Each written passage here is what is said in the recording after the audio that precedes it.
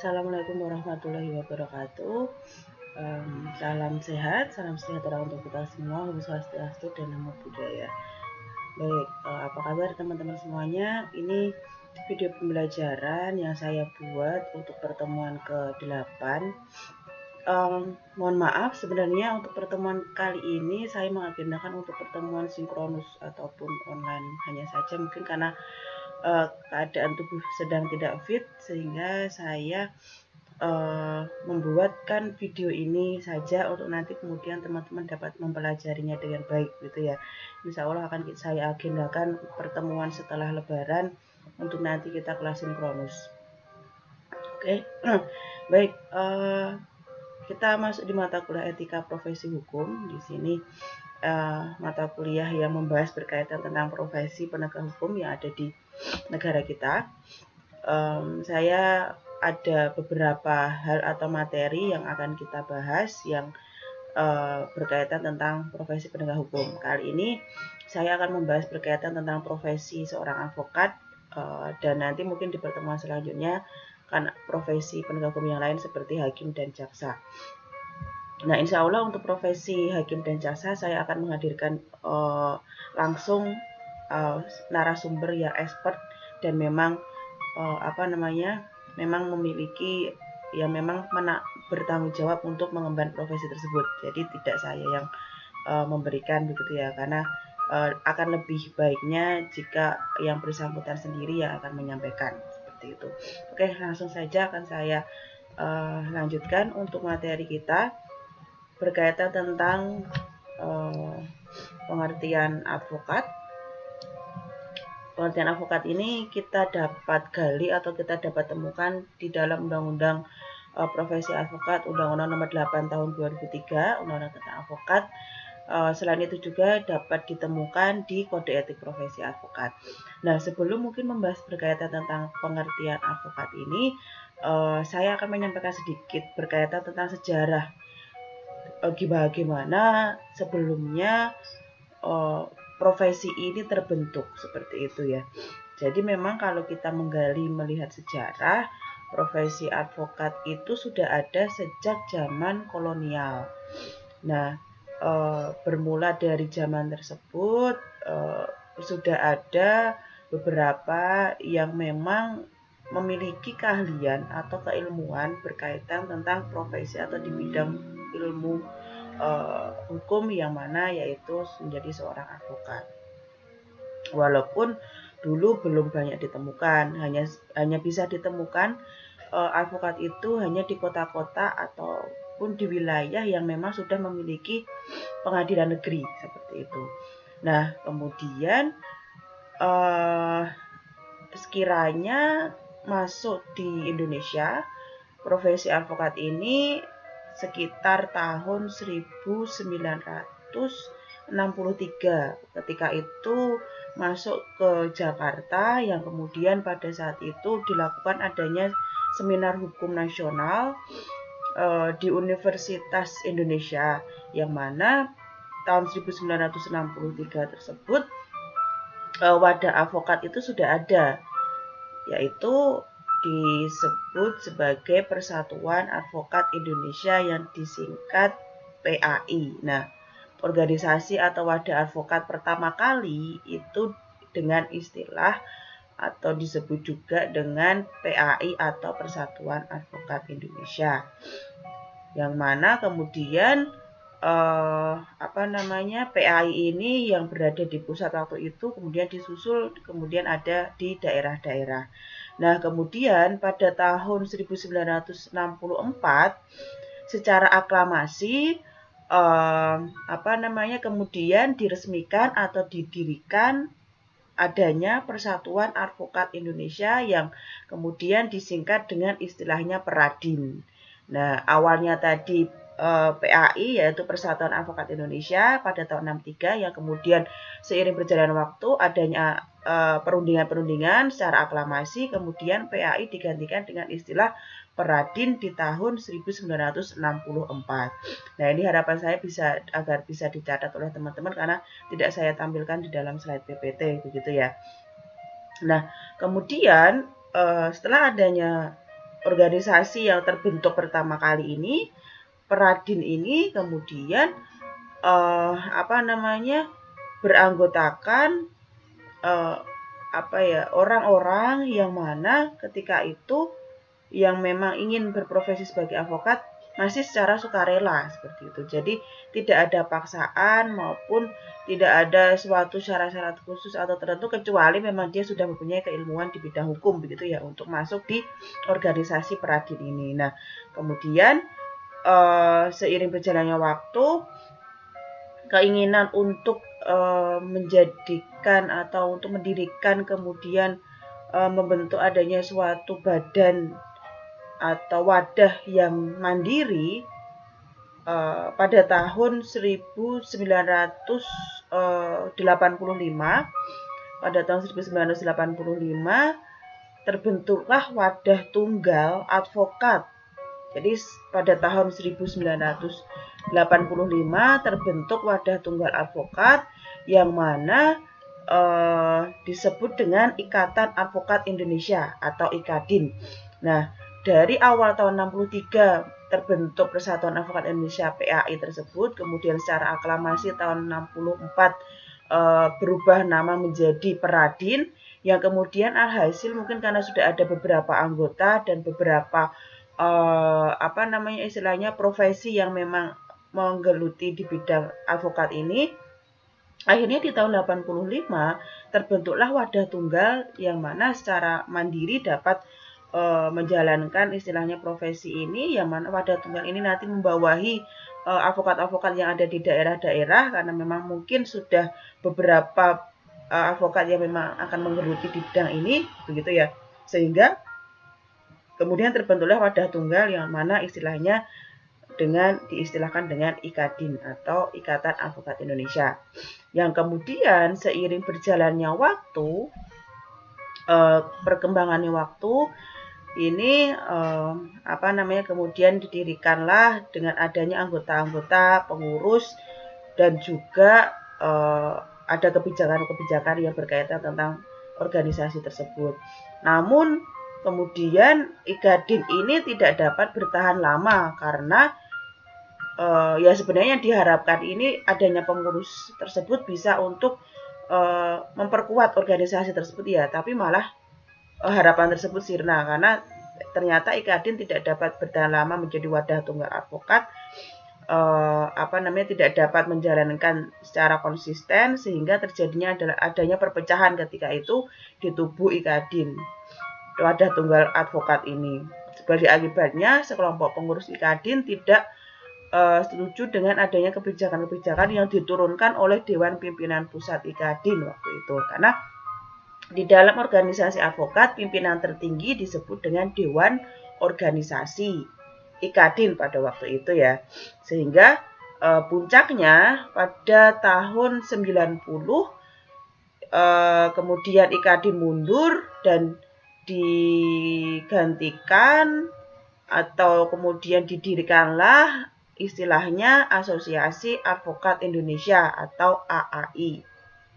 Nah, sejak peristiwa itu hingga tahun 2001 termasuk organisasi advokat itu kemudian menjadi ada banyak sekali seperti itu. Jadi ketika itu memang sudah ada wadah tunggal IKADIN yang membawahi beberapa organisasi, tapi kemudian terjadi perpecahan yang akhirnya menghasilkan adanya Asosiasi Advokat Indonesia atau AAI. Nah, AAI ini kemudian sejak peristiwa pecahnya IKADIN, AAI ini bertahan sampai dengan tahun 2001, di mana kemudian berkembang dari tahun 2001 tersebut organisasi advokat menjadi ditemukan beberapa macam.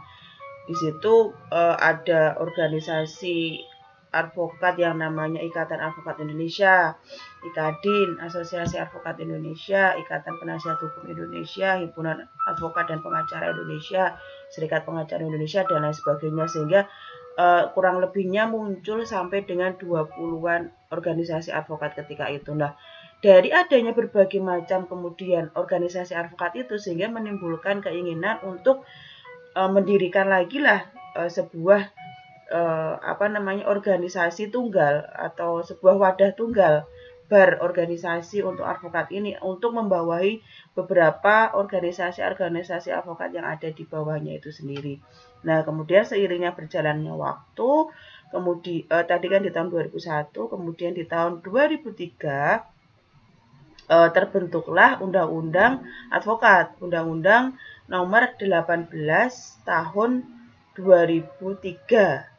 Begitu ya, yang kemudian dengan terbitnya Undang-Undang Nomor 18 Tahun 2003 ini menjadikan wadah tunggal, istilahnya Persatuan Advokat Indonesia atau PERADI, ini menjadi dewan pusatnya advokat, yang mana PERADI ini membawahi beberapa nama-nama organisasi advokat itu sendiri. Jadi organisasi PERADI ini yang mana nantinya untuk menyelenggarakan pengawasan ataupun nanti yang menjadikan organisasi-organisasi advokat tersebut dapat menjalankan profesinya secara maksimal baik dan berkomitmen, seperti itu. Begitu ya, walaupun mungkin sekarang teman-teman sudah tahu ada beberapa organisasi advokat seiring berkembangnya waktu, sekarang ini memang banyak sekali profesi advokat, seperti itu ya. Sempat terjadi perpecahan juga ketika itu, kalau kurang lebihnya tahun 2000 awal setelah saya sumpah itu sekitar 2015-an. 2015 itu terjadi perpecahan beberapa organisasi advokat, kemudian mengaklamasikan dirinya sendiri sebagai organisasi yang mandiri, tidak berada di Dewan Pusat, yaitu PERADI. Sehingga ada 3 Dewan Pimpinan PERADI ketika itu. Nah, kemudian seiring berjalannya waktu, kurang lebih tahun 2019 atau 2020 kemarin, terjadi kesepakatan untuk menjadikan satu kembali organisasi PERADI atau Dewan Pengawasnya PERADI, yaitu Dewan Pengawasnya organisasi advokat, yaitu PERADI. Walaupun masih ada organisasi-organisasi yang tidak ingin atau belum mau bergabung dengan Dewan Pengawas ini. Begitu. Oke, nanti perkembangan sejarahnya akan saya sampaikan nanti. Nah, kemudian hal yang penting yang ingin saya sampaikan bahwa di dalam Undang-Undang Nomor 18 Tahun 2003 tentang advokat ini, yang mana diundangkan pada 5 April tahun 2003, undang-undang ini ada 3 hal yang penting, 3 hal yang pokok, bahwa menyatakan advokat itu adalah organisasi atau advokat itu adalah profesi yang mandiri dan bebas dari pengaruh pihak manapun. Jadi organisasi advokat ini memang independen, tidak bisa diintervensi oleh pihak manapun, dan juga tidak terikat oleh suatu lingkup pemerintah atau instansi apapun.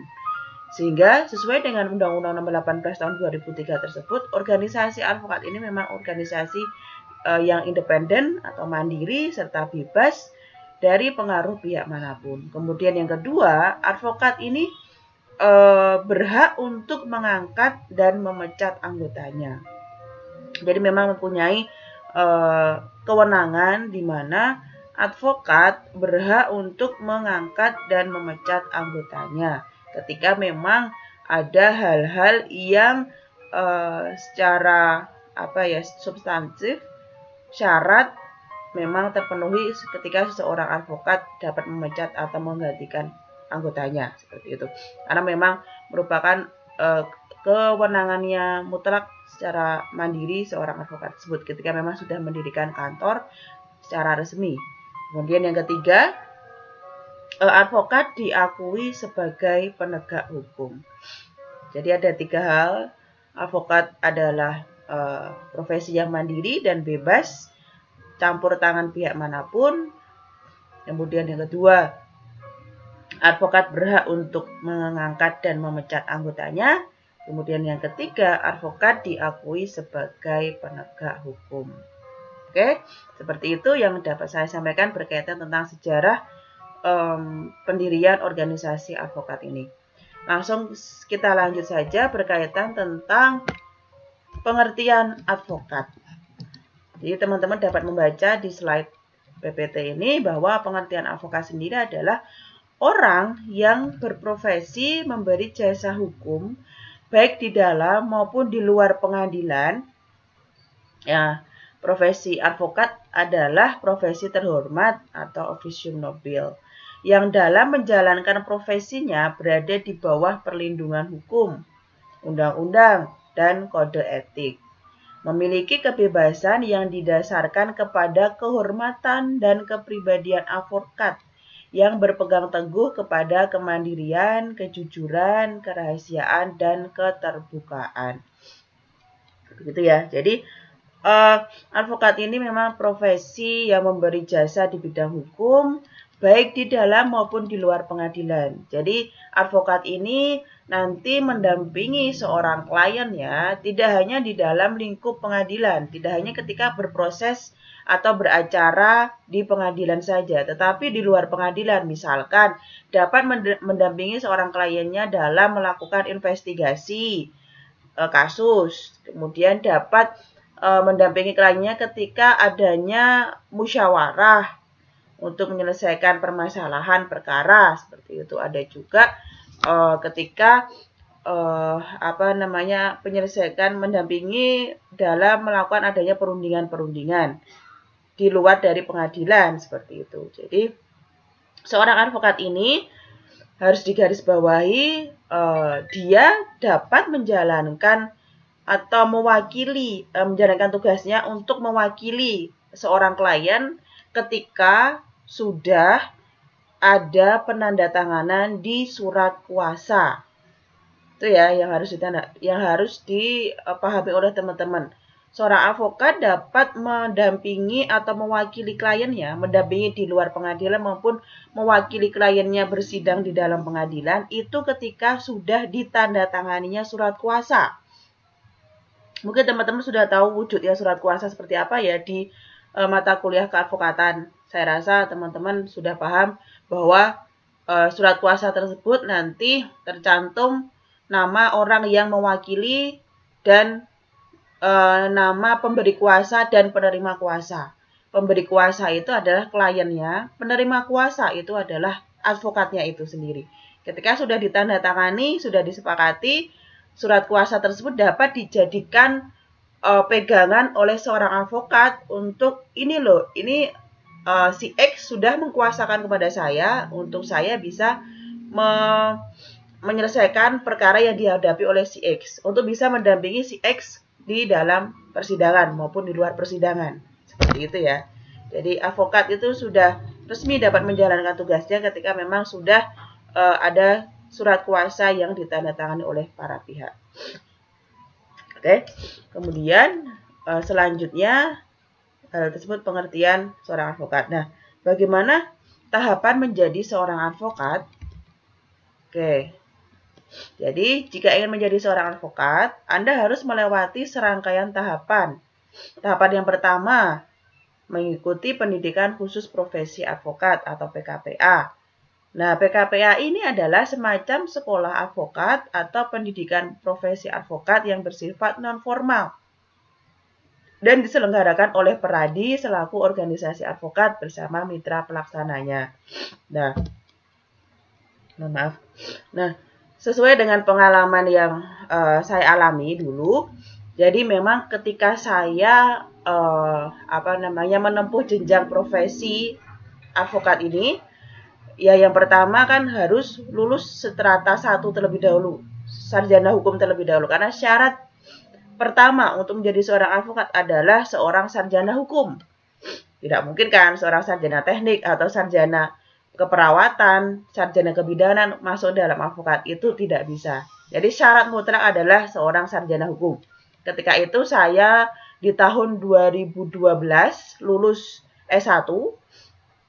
Kemudian awalnya memang karena saya ketika kuliah, saya itu sudah magang di Lembaga Konsultasi dan Bantuan Hukum LKBH FHUII. Saya selama kuliah itu sudah menjadi pembela umum, jadi istilahnya di di LKBH itu volunteer untuk nanti mahasiswa ketika memang ingin berprofesi menjadi seorang advokat, volunteernya itu bisa dikatakan sebagai pembela umum. Nah, ketika saya kuliah kuliah mungkin sekitar tahun 2011 ya, saya itu sudah magang di LKBH menjadi pembela umum, dan ketika menjadi pembela umum itu saya sudah dibekali beberapa ilmu atau beberapa pengalaman, khususnya pengalaman dalam penyelesaian perkara, dalam pengalaman dalam mendampingi klien, pengalaman juga bahkan saya sudah diberikan kepercayaan untuk membantu seorang advokat di LKBH tersebut untuk membuat berkas sampai dengan ikut sidang di dalam ruang sidang.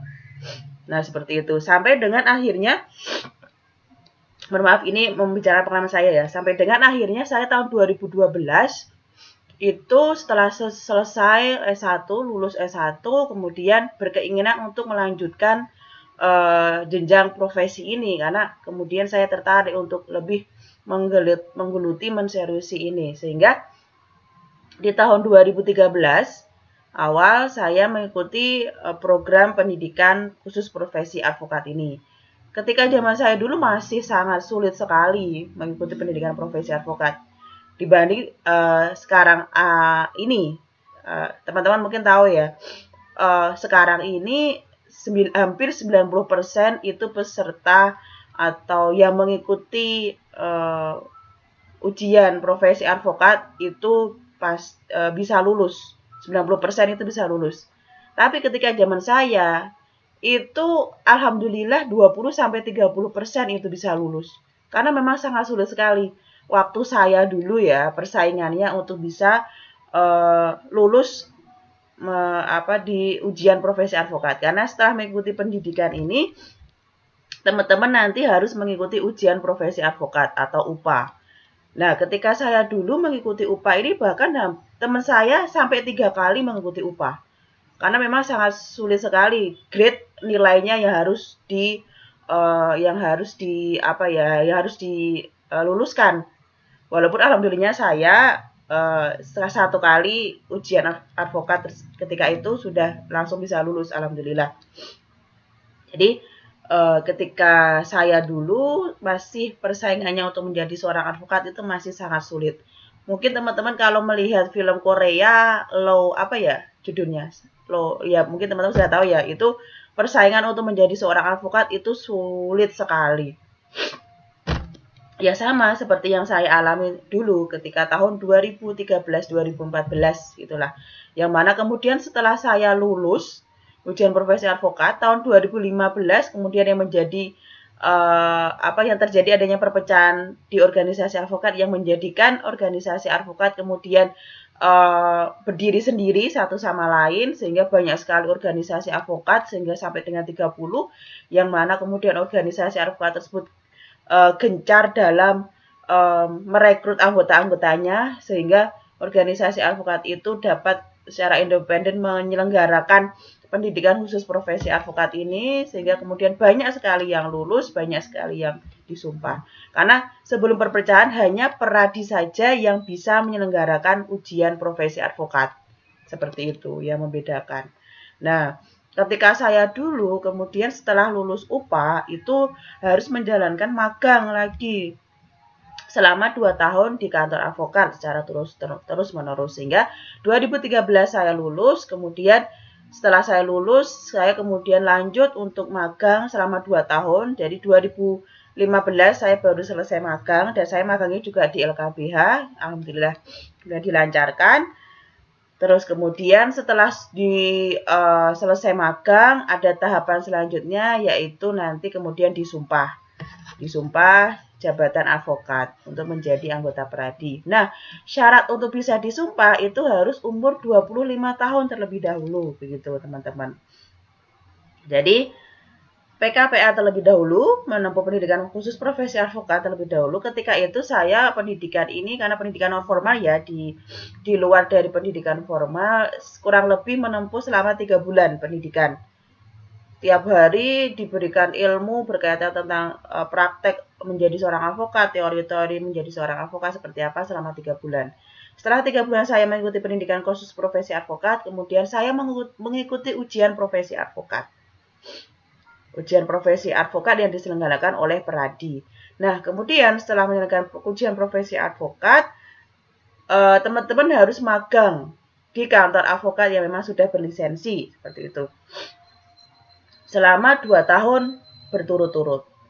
Nah, kemudian setelah selesai magang, dibuktikan dengan surat keterangan magang, teman-teman baru bisa disumpah. Nah, sumpahnya itu pun menunggu teman-teman usia 25 tahun terlebih dahulu. Karena minimal seorang advokat itu bisa disumpah adalah 25 tahun.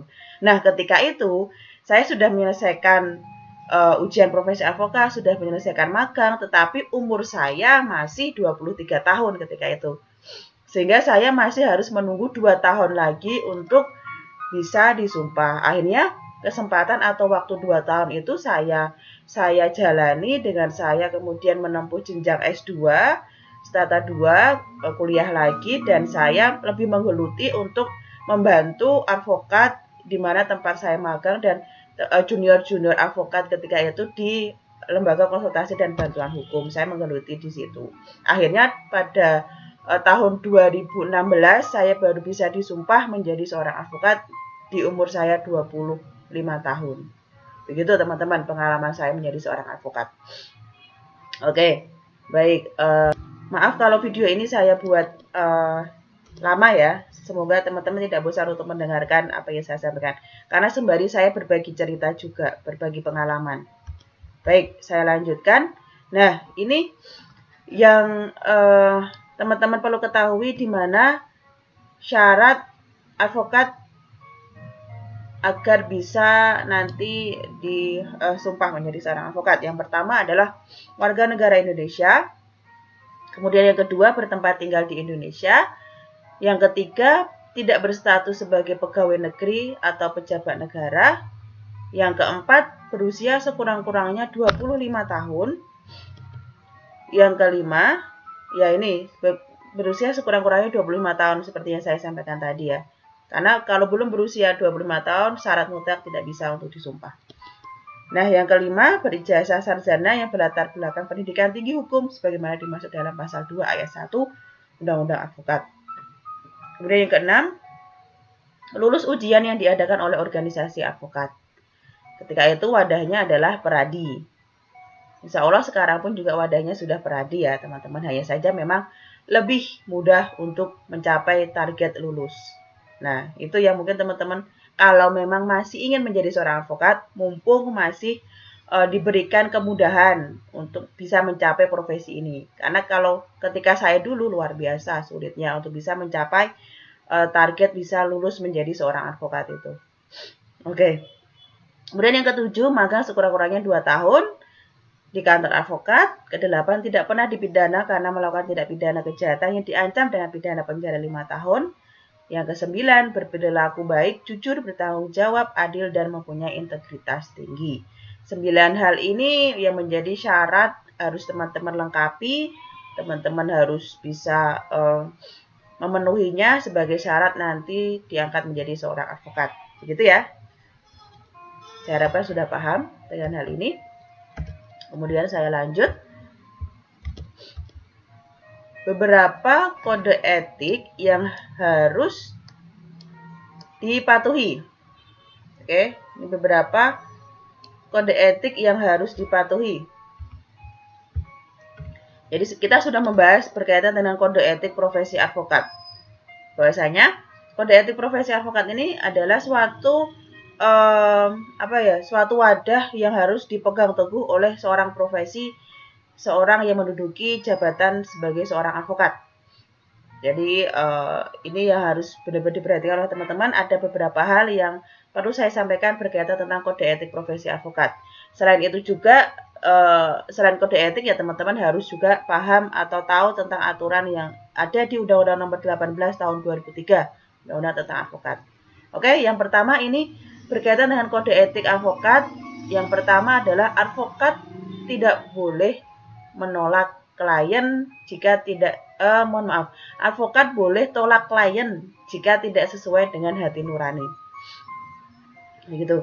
Jadi saya sendiri sempat tidak menerima klien karena memang ya itu sudah tidak sesuai dengan hati nurani saya. Maksudnya tidak sesuai dengan hati nurani itu misalkan ya misalkan jadi ketika saya pengalaman di LKBH, Lembaga Konsultasi dan Bantuan Hukum, memang ada beberapa hal yang mana LKBH itu tidak mau menerima kasus atau perkara. Ya, jadi ada beberapa hal yang mana kasus korupsi dan kasus tindak pidana asusila sebagai pelaku itu yang tidak diterima oleh LKBH ketika itu, sehingga kemudian menjadikan saya juga ketika saya sudah berkantor sendiri, mempunyai kantor sendiri, saya juga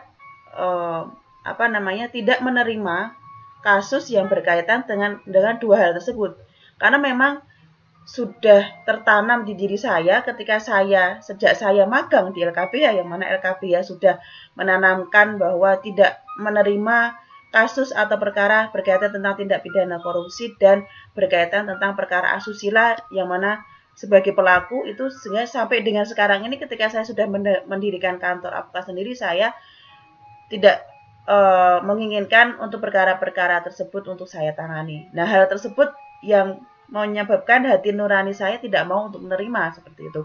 Itu boleh, bisa seorang advokat menolak klien jika memang tidak sesuai dengan hati nurani.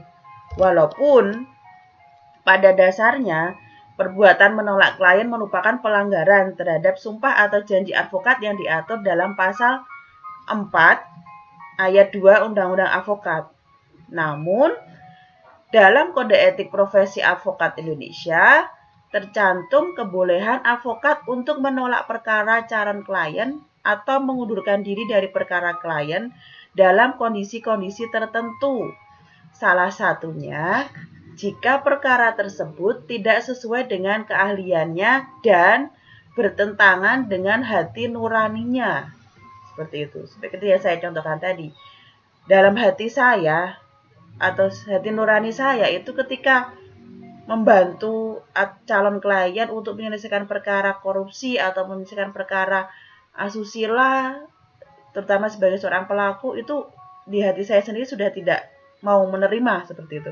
Karena memang sudah tertanam ketika sejak saya magang sampai dengan sekarang ini, sehingga saya boleh untuk menolak kasus-kasus tersebut. Walaupun memang sudah diatur dalam pasal 4, seorang advokat tidak boleh menolak klien begitu ya. Tapi dengan pengecualian, jika memang tidak sesuai dengan hati nurani dan memang tidak sesuai dengan keahliannya.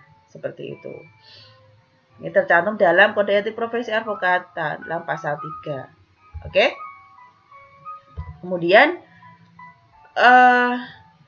saya lanjutkan di sini.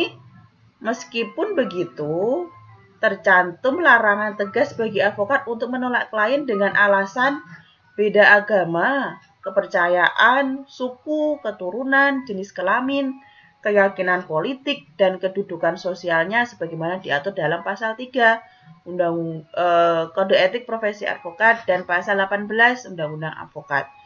Nah, yang menjadi pelanggaran itu adalah ketika advokat menolak dengan alasan, oh kamu beda agama dengan saya, oh kamu beda suku dengan saya, beda keturunan dengan saya, bahkan beda kelamin dengan saya. Itu tidak bisa untuk dijadikan seorang advokat menolak klien atau menolak perkara seperti itu ya. Jadi yang hanya bisa dilakukan oleh advokat ketika menolak perkara ya karena alasannya tidak sesuai dengan hati nurani dan tidak sesuai dengan keahliannya. Bukan karena agama, keturunan, adat istiadat, suku, dan kepercayaan. Itu tidak bisa. Itu nanti bisa menjadi pelanggaran kode etik advokat kalau memang terjadi hal tersebut. Begitu. Nah, kemudian berdasarkan pasal 4 huruf I Kode Etik Profesi Advokat, advokat juga tidak diperbolehkan untuk melepaskan tugas yang dibebankan kepadanya pada saat yang tidak menguntungkan posisi klien atau pada saat tugas itu akan dapat menimbulkan kerugian yang tidak dapat diperbaiki lagi bagi kliennya. Jadi, advokat tidak diperbolehkan untuk melepaskan tugas yang dibebankan kepadanya pada saat yang tidak menguntungkan posisi klien. Jadi, ketika memang sudah disepakati nih, oke, saya dapat membantu saudara, dapat membantu Anda untuk menyelesaikan masalah ini. Ketika kok ternyata advokat menyadari di tengah perjalanan menyadari, oh kok ini sulit ya untuk diselesaikan perkaranya. Kok ini sepertinya saya tidak akan mendapatkan keuntungan. Sebenarnya saya sangat kecil kemungkinan untuk bisa menyelesaikan perkara ini. Oh ya udahlah, saya akan cabut. Saya tidak jadi untuk menangani kasus ini. Oh itu tidak boleh, begitu ya teman-teman. Jadi seorang advokat itu harus mempunyai komitmen dan tanggung jawab di awal. Baik seberat apapun permasalahan klien ataupun sesulit apapun permasalahan klien, atau ketika kita sudah komitmen untuk membantu klien tersebut, ya harus kita selesaikan secara maksimal dan harus kita selesaikan sampai dengan akhir, seperti itu. Seperti misalnya, apa yang sudah kita mulai, ya harus kita selesaikan. Harus kita akhiri, seperti itu. Jadi, karena memang sudah menjadi tanggung jawab dari advokat tidak boleh melepas tugas ketika memang dia merasa ini sulit perkaranya dan ini tidak menguntungkan bagi saya. Itu termasuk nanti pelanggaran kode etik profesi advokat. Begitu ya teman-teman ya, harus dapat dipahami dengan baik. Oke, kemudian selanjutnya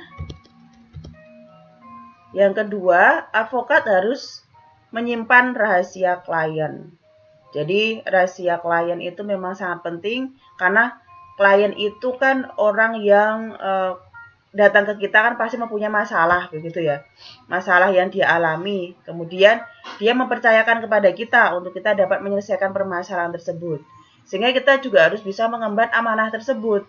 Bagaimana seorang klien sudah percaya dengan kita, seorang klien itu sudah memberikan memberikan amanah kepada kita untuk kita bisa menyelesaikannya, karena kan beberapa permasalahan klien itu kan berkaitan juga dengan permasalahan yang private, pribadi.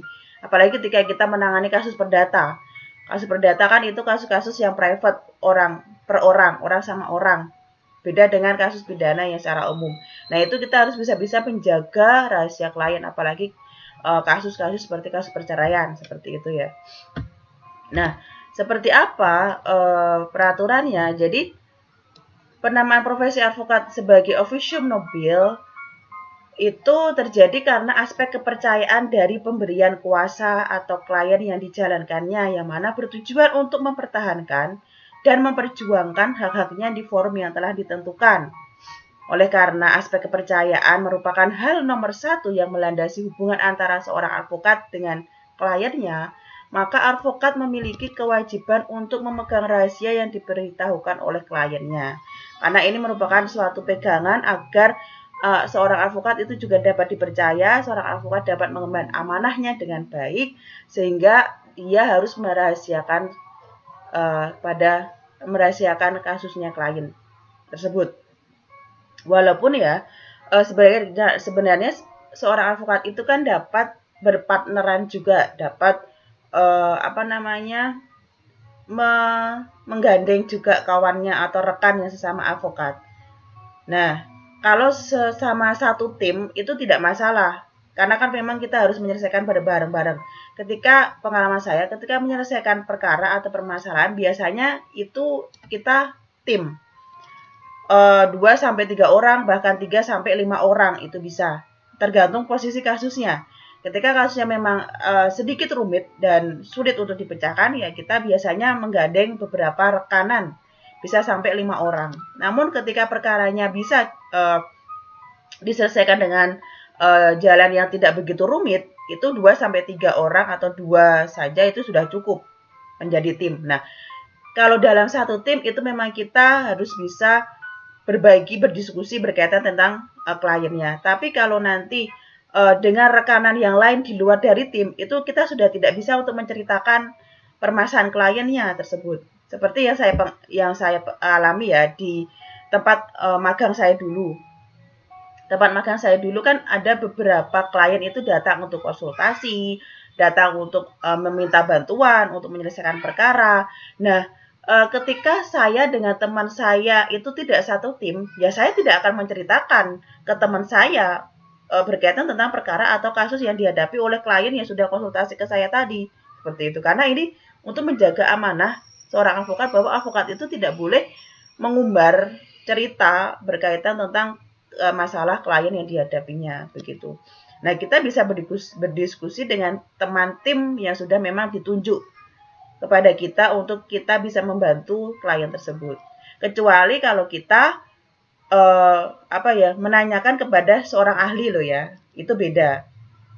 Kalau ahli kita memohon arahan kepada ahli kan itu memang sudah menjadi kepentingan kita untuk bisa kita mendiskusikan perkara atau kasus yang memang kita butuh seorang ahli untuk memecahkan permasalahan tersebut. Tapi kalau kita cerita dengan teman rekanan yang di luar dari tim, itu kita tidak boleh. Karena profesi advokat, kode etiknya itu tidak boleh untuk mengumbar masalah cerita klien. Advokat wajib menyimpan rahasia klien. Seperti itu ya. Kemudian Pasal 19 ayat 1 Undang-Undang Advokat juga menyatakan bahwa advokat wajib merahasiakan segala sesuatu yang diketahui atau diperoleh dari kliennya karena hubungan profesinya, kecuali ditentukan lain oleh undang-undang. Oke, akan saya lanjut. Mohon maaf, mungkin sedikit panjang ini videonya karena saya rasa profesi ketika kita sudah membahas kode etik profesi ini harus kita bisa lebih perdalam lagi.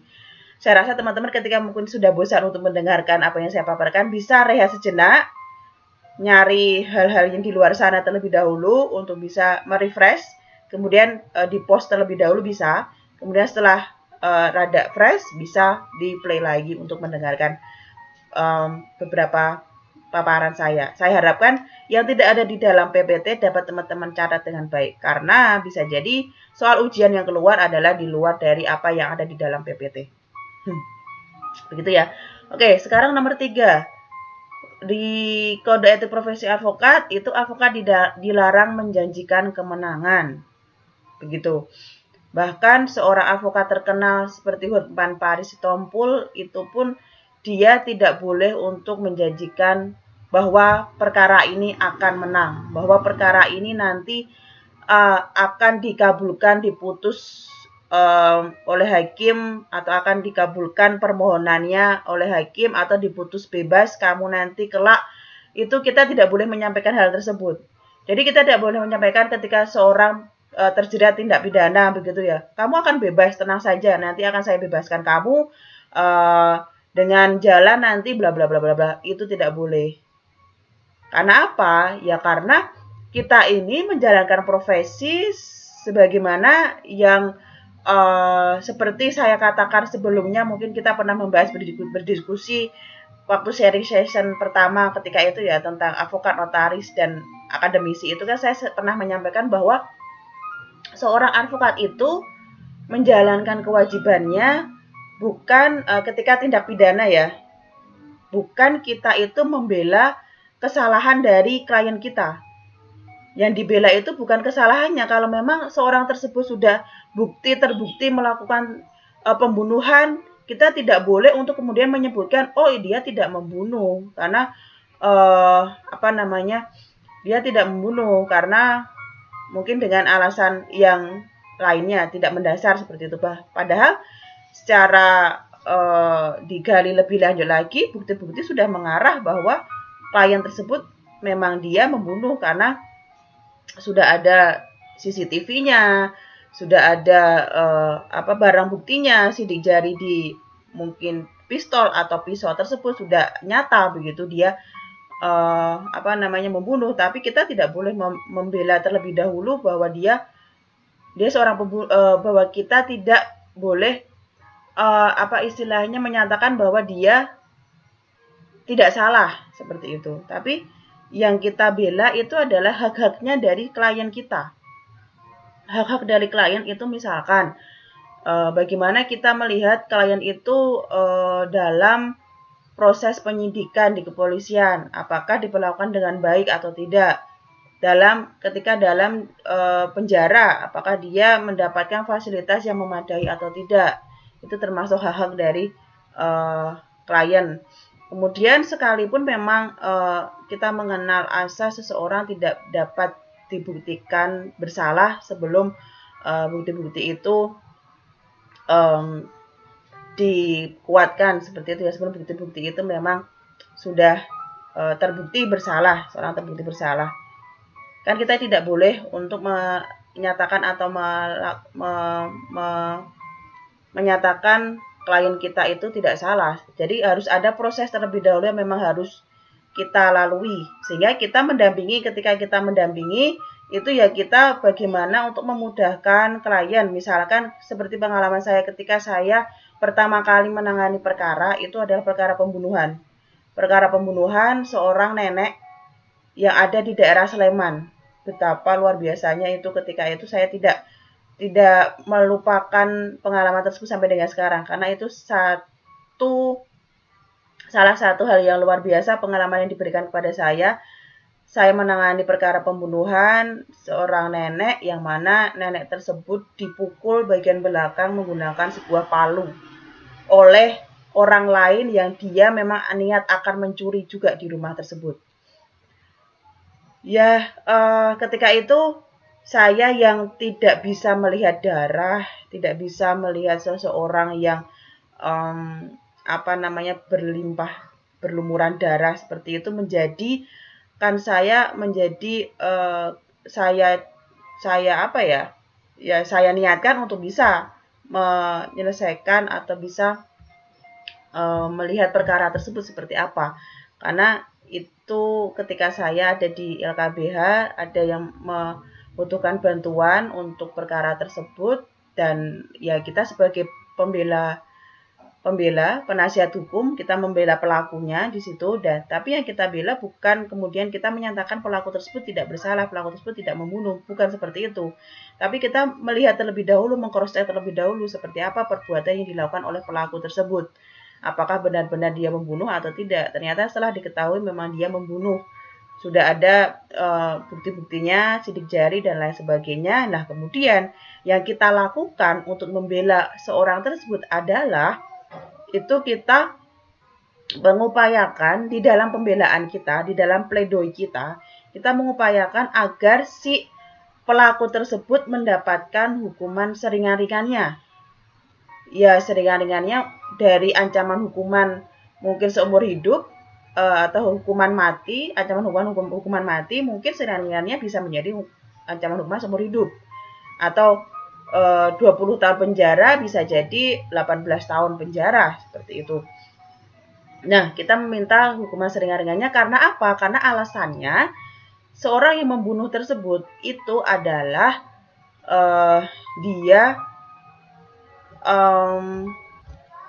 dia mencuri itu karena alasannya untuk pengobatan istrinya yang sedang sakit ginjal waktu itu. Jadi memang dia sangat kepepet. Sebenarnya tidak ada niat untuk membunuh si nenek.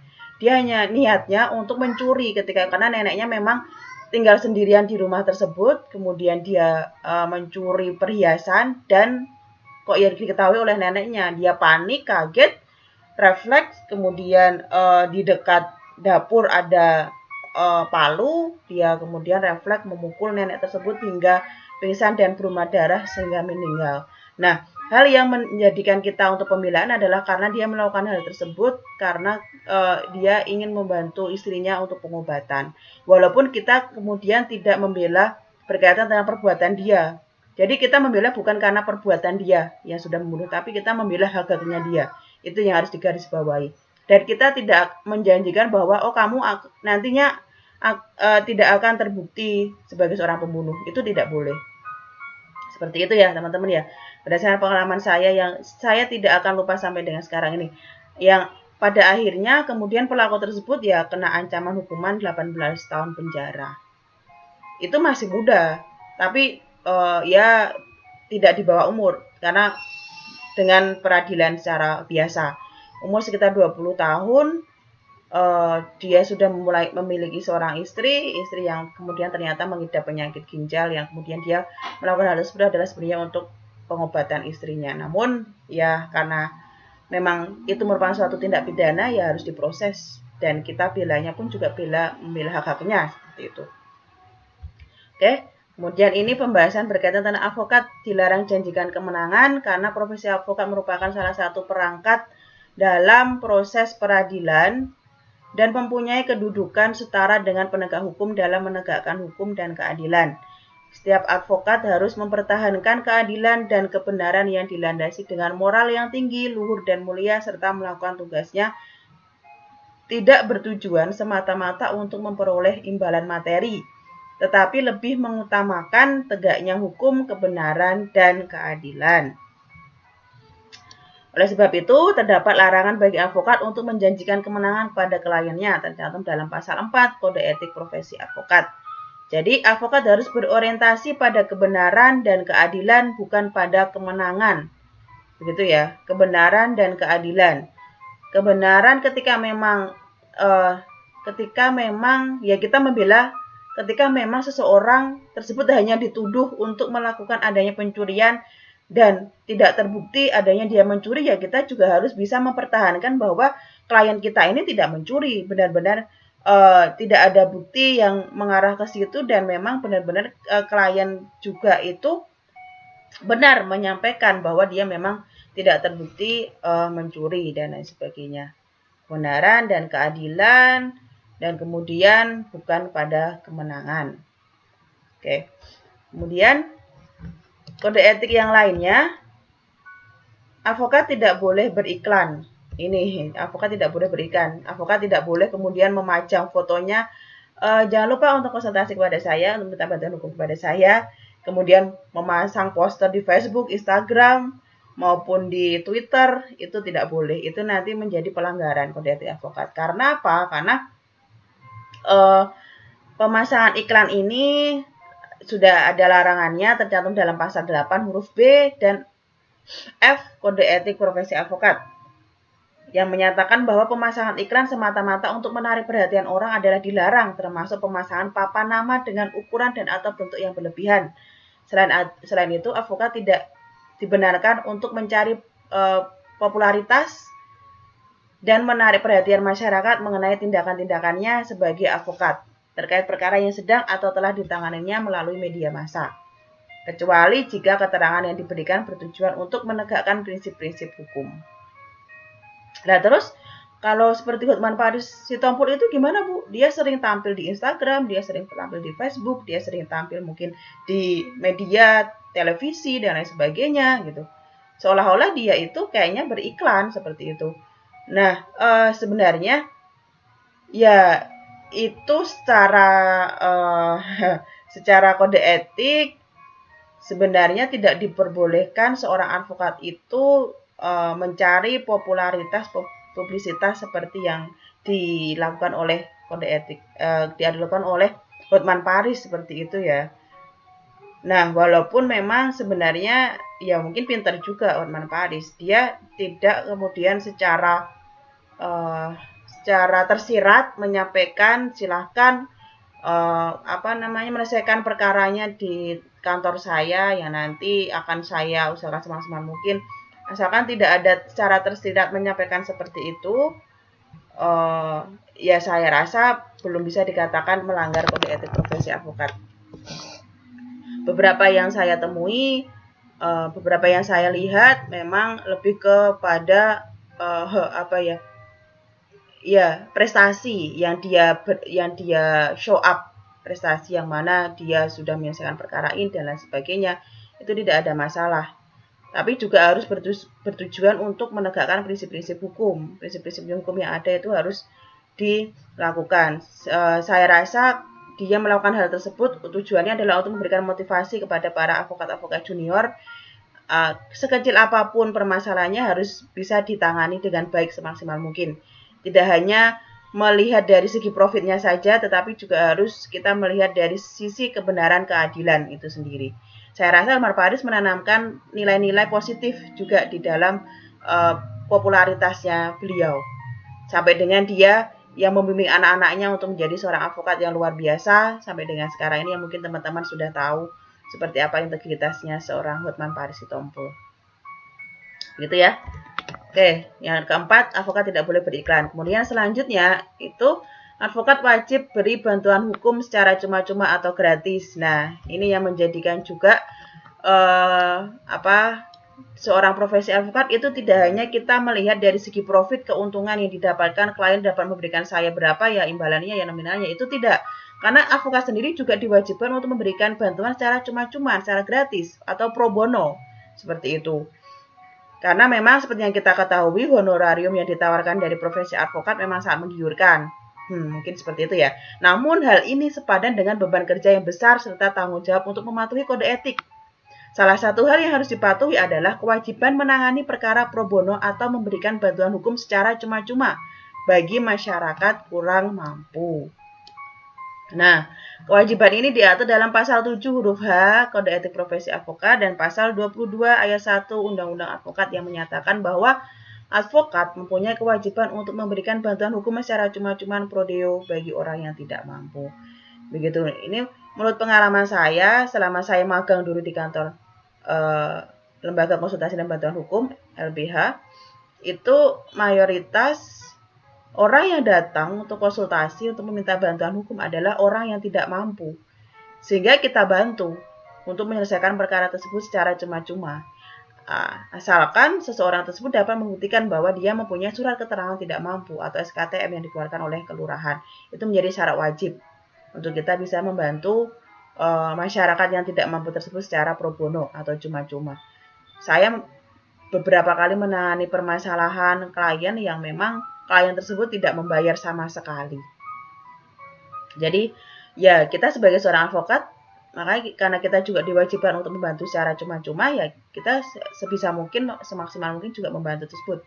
Malah ketika saya di LKBA, ya karena lembaga bantuan hukum ya berbasis untuk menyelesaikan perkara memang orang yang tidak mampu, di LKBA FH UII memang ditanamkan juga ketika itu membantu orang-orang yang tidak mampu. Begitu. Nah, ini pun juga dilindungi oleh Kemenkumham. Kementerian Hukum dan HAM juga membantu untuk merealisasikan bantuan hukum secara cuma-cuma ini. Seperti itu. Sampai dengan sekarang pun saya rasa di LKBA FH UII juga banyak sekali membantu masyarakat yang tidak mampu. Karena menjadi kewajiban seorang advokat. Begitu. Oke, kemudian sepertinya ini slide yang terakhir yang bisa saya sampaikan berkaitan tentang penindakan sanksi. Penindakan sanksi dan pemberhentian terhadap advokat. Ketika advokat melakukan pelanggaran terhadap kode etik profesi, advokat dapat dikenakan tindakan dengan alasan mengabaikan dan menelantarkan kepentingan kliennya, berbuat dan atau bertingkah laku yang tidak patuh terhadap lawan atau rekan seprofesinya, bersikap bertingkah laku, bertutur kata, atau mengeluarkan pernyataan yang menunjukkan sikap tidak hormat terhadap hukum, peraturan perundang-undangan, atau pengadilan. Berbuat hal yang bertentangan dengan kewajiban, kehormatan, atau harkat dan martabat profesinya. Melakukan pelanggaran terhadap peraturan perundang-undangan dan atau perbuatan tercela. Melanggar sumpah atau janji advokat dan atau kode etik advokat. Nah, ini yang bisa ditindak atau diberikan sanksi apabila advokat melakukan keenam hal tersebut. Gitu ya. Saya rasa sudah jelas. Terakhir pemecatan dari keanggotaan profesi advokat. Mohon maaf, ini slide yang terakhir. Mohon maaf, ternyata ini terkait tentang sanksi-sanksi yang pelanggaran. Berkaitan tadi itu berkaitan dengan penindakan sanksi seorang dapat diberhentikan itu seperti apa, keenam hal ini yang dilakukan. Kemudian sanksinya itu berupa apa? Ada 6 juga sanksinya, berupa teguran, peringatan keras, pemberhentian sementara untuk waktu tertentu, pemberhentian selamanya, dan sampai pemecatan dari keanggotaan profesi advokat. Ketika seorang advokat melanggar kode etik profesinya. Jadi di sini yang saya tekankan bahwa seorang advokat itu diawasi oleh Dewan Pengawas Pusat, Dewan Pengawas Advokat yang ada di lingkup nasional. Dewan Pengawas Nasional, DPN Pusat yang ada di Jakarta. Jadi ketika seorang advokat melakukan pelanggaran, DPN atau Dewan Pengawas Nasional wajib untuk memberikan sanksi kepada advokat tersebut. Sanksinya berupa teguran jika memang ringan, peringatan jika memang masih ringan, peringatan keras jika memang sudah merupakan hal yang keterlaluan, pemberhentian sementara untuk waktu tertentu, pemberhentian selamanya, sampai dengan pemecatan dari anggota organisasi profesi advokat ketika memang pelanggarannya itu sudah merupakan pelanggaran yang sangat tidak bisa untuk diampuni, seperti itu. Begitu. Berkaitan tentang kode etik profesi advokat, bisa teman-teman baca lebih lanjut di dalam kode etik advokat Indonesia. Silahkan cari referensinya, ini banyak sekali, di online juga sudah banyak. Dan juga Undang-Undang Nomor 18 Tahun 2003 tentang advokat. Semua hal ini ada di dalam kedua buku tersebut. Begitu. Oke, mohon maaf kalau ini video lumayan panjang ya, karena memang saya harus sampaikan secara spesifik. Sebenarnya saya akan sampaikan secara langsung, tapi karena kondisi tidak memungkinkan, ini tadi ini saya buat setelah sahur. Jadi semoga teman-teman bisa untuk memahaminya dengan baik. Saya sarankan teman-teman juga mencatat hal-hal yang memang tidak ada di sini. Saya harapkan teman-teman dapat memahaminya dengan baik. Mohon maaf jikalau masih banyak kekurangan, masih banyak hal yang tidak tersampaikan dengan baik. Saya harapkan teman-teman dapat bertanya ketika memang ada hal yang tidak dipahami. Saya buka kesempatan teman-teman untuk bertanya, bisa disampaikan secara voice note di grup etika profesi ataupun WhatsApp langsung di grup etika profesi. Insya Allah nanti akan saya langsung jawab. Begitu untuk pertemuan ke-8 ini berkaitan tentang materi kode etik profesi advokat. Saya ucapkan terima kasih dan saya akhiri. Wassalamualaikum warahmatullahi wabarakatuh. Sehat selalu teman-teman semuanya.